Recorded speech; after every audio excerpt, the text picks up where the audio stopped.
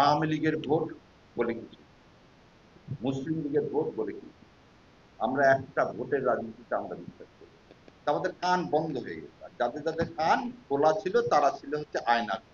তা আজকে যারা এই বাংলাদেশের জমিনে যে মানুষগুলো আছে, এই মানুষগুলোর কানে ধাপা আছে, এবং ধাপা পড়া লোক হলে জোরে কথা বলতে হয়, নাহলে তার কানের মধ্যে সেটা প্রবেশ করানো খুব কঠিন হয়ে যায়।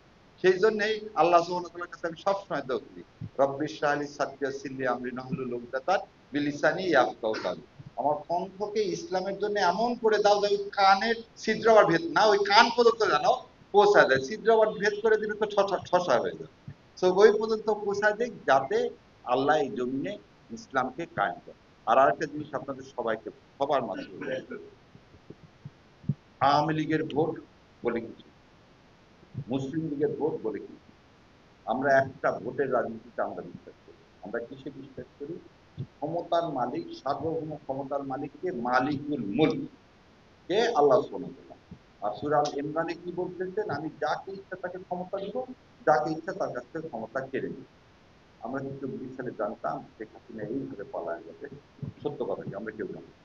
গত ১৫ বছর জামাত বিএনপি সবাই মিলে আন্দোলন, একটা বালির ট্রাক পর্যন্ত ছড়াতে পারে।